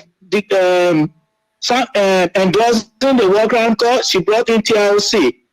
Now, can he allow the Liberian people to have a referendum of the War Crime Court instead of those politicians playing games with people's lives? Okay. Those are the 2 questions. Thank you so much for your 2 questions. Let's come back home and take somebody from here. Good morning. Good morning, Brother Walker. And good morning to our father in studio, the Councillor Gongo. Yeah, I wanted to bring something to your attention. I don't really know. But I don't see you really talking much about the incident that took place in the 2015 by the same government that he worked in. Even though he resigned at that time, it was at the time that he was in power. But with our property that was damaged in 2016, I don't really hear him saying anything about it. I think for the kind of a person he are in stay for the truth. You know, one day hear him talking about it or to even advocate for we that was getting married in that process. Our property was damaged without any building or giving all the sense. And up to now, the CDC level government that came to power, they have not even still doing anything. Okay. Thank you so much. Let's take caller number 3 on this line, 0770 102. Okay, let's take this person here. Good morning. Good morning. Yeah, good morning. Your name is Johnny. Good morning. Yeah, I'm Johnny from Fargo, North Dakota. My name is Teddy Lion Yankon. Okay, go ahead. Am I secure? Yeah. Okay. 1 second. Yeah. I did have a few questions for Councillor Gonglo. Are you getting me clear this, yes, sir? Yeah, go ahead quickly. Councillor Gonglo emphasized strongly on job creations and the well-being of Liberians, having jobs. But the question is that Councillor Gonglo spearheaded labor ministry before. And as I learned, had a very bad deal with the Firestone labor law or other labor issues. So from there, if Councillor Gonglo would have, done well with the labor ministry, then this time around, I think I can strongly believe what he's saying. Okay, so my second hello? question is... Hello? Hello? Were you working there at that time? If I was not working there, but we got a lot of information. You don't have to be working the place before you know about what this person has done to certain ministry. Go ahead. Go to My second question is that Councillor Gonglo talks about this integrity, and Liberians have been running with the integrity issue about Councillor Gonglo. But Councillor Gonglo was a speech writer for Amos Sawyer. And Amos Sawyer was one of the kind of unscrupulous person that been in our body politics. Why Councillor Gonglo never persuaded him to write a better speech, or these unscrupulous and things Sawyer did? Why Councillor Gonglo never persuade him to write a better speech for the Liberian people? Thank you so much. I don't see. And secondly, he's a public defender. So what he has done for the Nigerian people, every country that in America, if you don't have a lawyer, a public defender, or country government always have a public defender to defend thank you people. so much. We take somebody from back home here.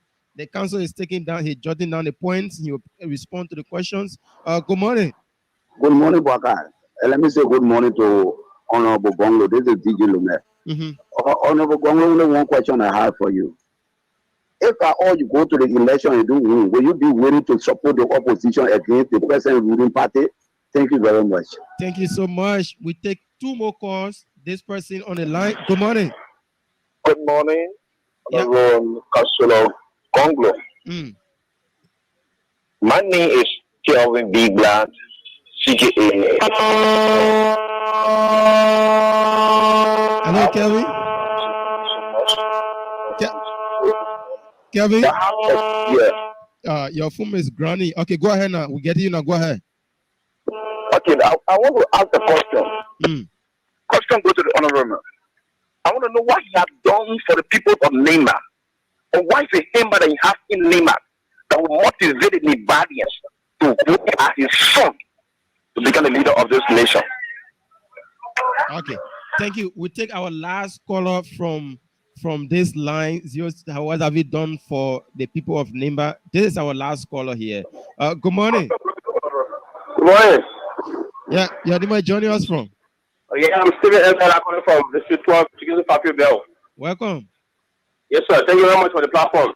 I have 2 questions for Councillor. My first question has to do with a party falling here alone. To me, you don't think that Hello. Yes, sir. Yeah, you say your first question have to do with what? The first time has to do with the party he formed. The party is you know that he won't go nowhere.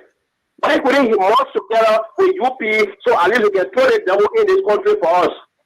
Second question has to do with this nation. They are our councillors. We see from them. But if they teach us better, definitely our children go to lose. Why they arguing this the bad to the nation? Thank you. All right. Thank you so much. I didn't get a second question. Yeah, I must say the question was not too clear. But we'll take somebody in place of him so we can see. Yeah, because your 2 questions, even though the council got the first one, but the second one. So in place of you, we'll take one more last caller. Let's take this person as your replacement. Oh, we messed up on our caller. So we take the person directly from this line here. Let's see. Okay, now take this person here. Good morning. Good morning, brother. Yeah, your name is joining us from? This is Jimmy Slumber. I'm calling from New Jersey, Gulf. Yeah, make it snappy, brother. Yeah. The Councilor Gongo has put some very interesting points, even though he's not my candidate, but he has done some very good points. You see, the government of President Weah came thinking that the presidency was about sowing purple suit to match his 47 condominium or prime private jet almost 2 years, or carry on wasteful spending like buying cell phone, $5,000 US cell phone for Miss Earth, Miss Liberia, and so on. As a result, they want to win election again. They are jammed now. They cannot do the restful thing. So he's right.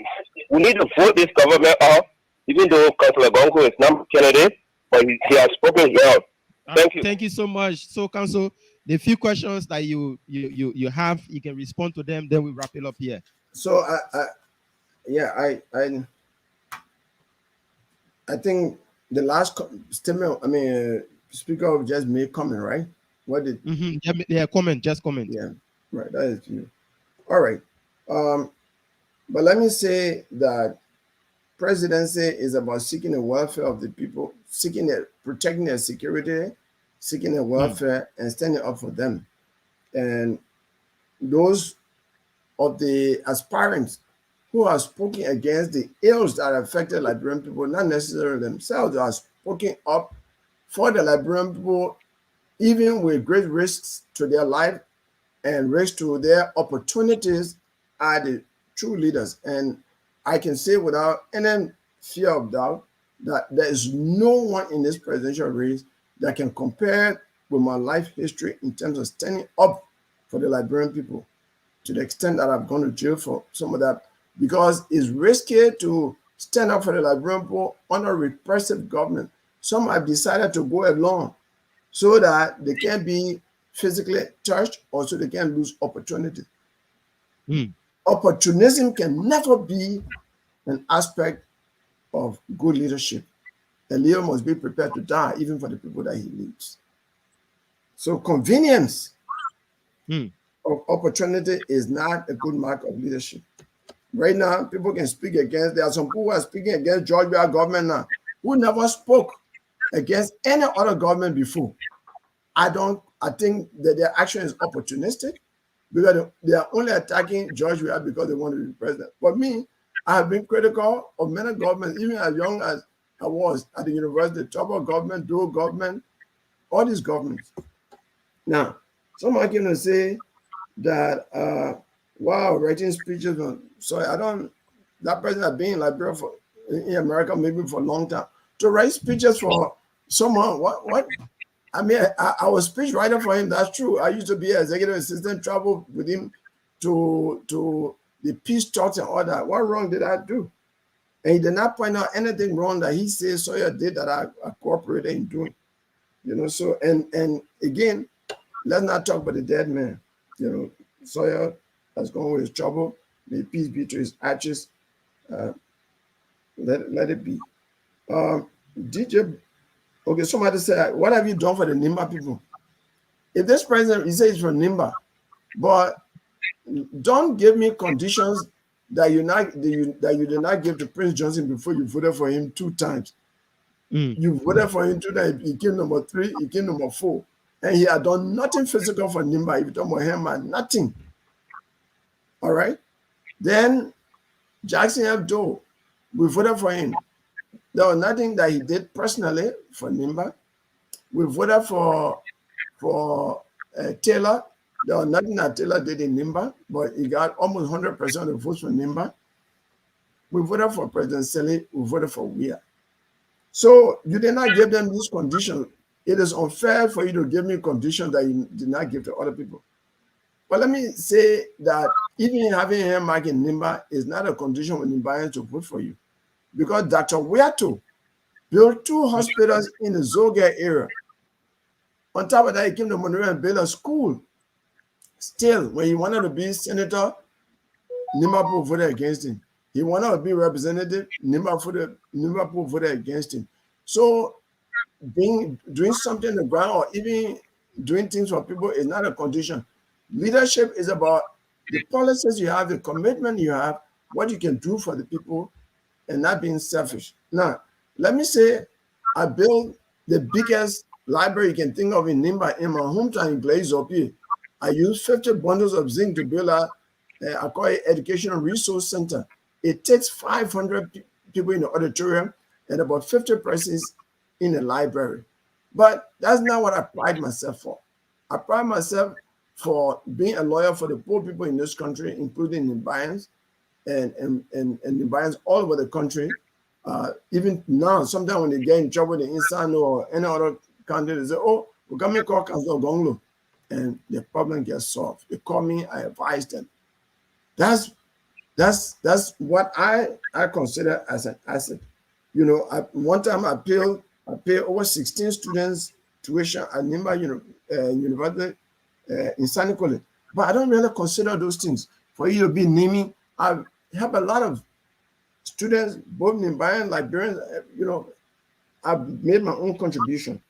So, you know, people always ask that question, but that's not a mark of leadership. Then somebody talked about Ministry of Labor.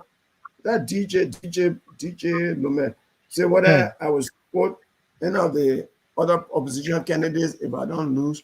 Let me say when we reach there, we'll cross the bridge because I know I'll win. So I'm not going to agree that I will not win at this point. But when we reach there, we'll cross the bridge. Liberty, I was at Labor Ministry. Yes, our Labor Ministry. Thank you for the question. I was at Labor Ministry when I got there. In fact, when I got before the Senate, they said, what you do at Labor Ministry? I said, I will emphasize liberalization policy. I issued regulation number 17 that increased the work permit fee for Liberians from $400 to $1,000 because at that time, too many non-Liberians were having jobs that Liberians were qualified for to do, and Liberians not be employed. So we increased the work permit fee in Liberia. All the employers started reducing their foreign employees. Some of them who had 50 brought it down to 20 and give the job to Liberians. One of them is in Philadelphia, even where I am right now, who benefited from that program. And it is that program that caused today in Monrovia, all the cashiers you see at the supermarkets used to be non-Liberians. Today, they got so Liberian young women as cashiers in the different supermarkets. It was based on regulation number 17. And this government is still benefiting from regulation number 17. The Minister of Labor told me the other day, we're still using the regulation number 17. It was also under my administration that the labor law that is being used now was completed and submitted to the president called a Decent Work Act. The new labor law was finished under my administration and submitted to the president of Liberia, and is the lawmakers made the changes, but it is the law today. If it is not implemented, you can't blame me for it. These are two major things I did at the Ministry of Labor. And those who work at the Ministry of Labor will tell you that my time at the Ministry of Labor was a time for transformation, and I did well there.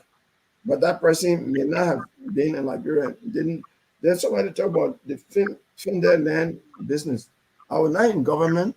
The Fender land people have their lawyer, the routine lawyer. I'm a lawyer. They're not me. They came to the one to another lawyer. And then the president came up and has promised them. So let them talk to the president. If that problem is not solved until I become president, we will solve it in a way that everyone will be happy. That's what I can say about that. I don't think there's any more question. Yeah, no, there are two very important questions. One, to talk about you declare your asset. And Declaration of asset. Yeah. The second one, your position on the War and Economics Crown Court. Okay. Certainly, I can be now on the declaration of asset. If you listen to me, I said my salary, even my salary and benefit, will be placed on the internet. I will declare my asset before the election. I will also declare my asset before taking the oath of office as president. And when I become president, my salary and benefits and everything will be on the internet. More than that, I will institute what they call lifestyle audit. Every 3 months, quarterly lifestyle audit. The president and everybody who works in the executive branch of government at a higher level will be subjected to lifestyle audit. Lifestyle audit means checking your expenditure and your income, to see what, to justify your expenditure. We'll do that and make sure that we fight corruption. So, and then more economic crime code. You say referendum. Maybe that's another way to do it. And referendum is a good idea so that the whole Liberia can vote on it. I think it's a good idea. But when I was president of Bar, we wrote the draft bill for the creation of the War and Economic Crimes Code. It was submitted to the legislature. The legislature has it. Let the voters of Liberia make the War and Economic Crimes Code and a condition for voting for anybody. Then they will get it. Then they will take those who are against it out of the legislature and put those who are for it in the legislature. Good thing is that even the vice presidential pick of Ambassador Bwaka has now said he supports the War and Economic Crimes Code, and I know when he was in the House of Representatives, he voted against it, but anybody can change. So thank God for his change of mind. He appeared on Spoon Talk and said he supports the creation, the establishment of War and Economic Crimes Code.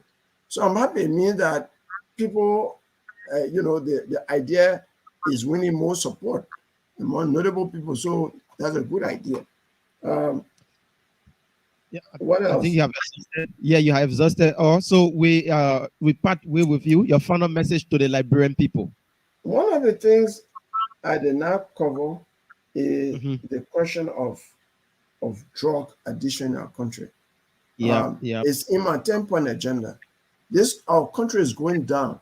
I travel all over the country, and the people you call Zogos are all over the country. Or they speak that. So we need to, I would really emphasize rehabilitation of the young people who are addicted and affected by drugs. But more than that, we will make the DA more effective. We will make them fight people in top level of government.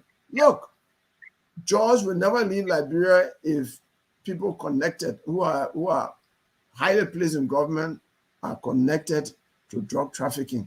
Few years ago, I think it was 3 years ago, Bo Waterside, the presidential escort vehicle, was caught with drugs in it. One DA man was just brave to say, I will check this car. People say, oh, that presidential escort car because it's regional presidential escort car. If you remember, the police insisted when they opened that car, they saw drugs inside. And we heard nothing more about it. Why should a presidential escort car be carrying drugs?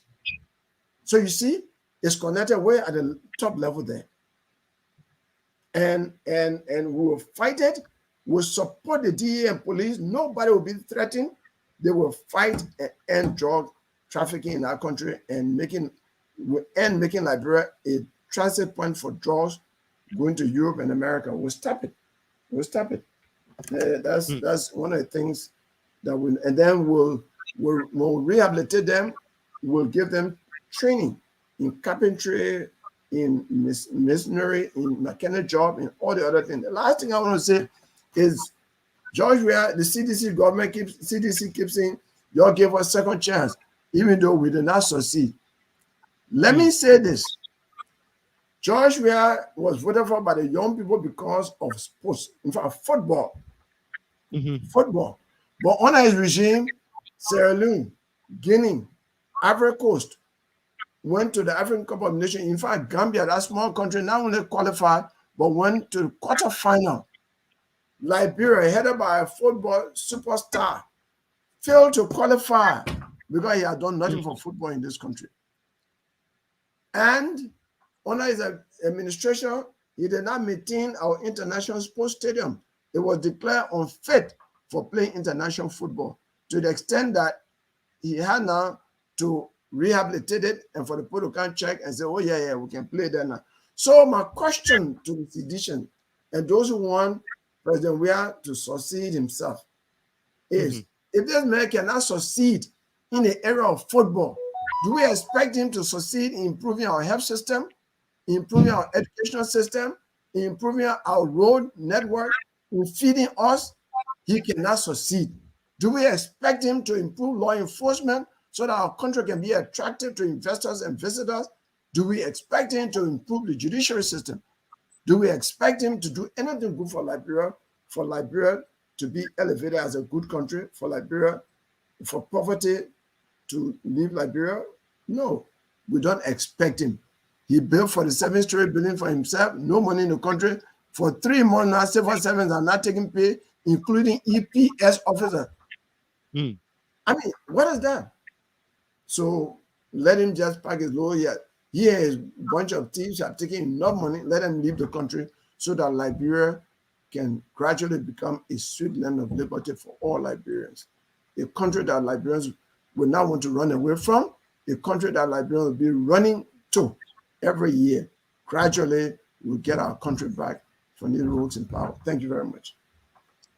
Thank you so much, Councillor Tiawon Se Gonglo, been our guest this morning, and we've been here for some while now. It's good that we listen to him.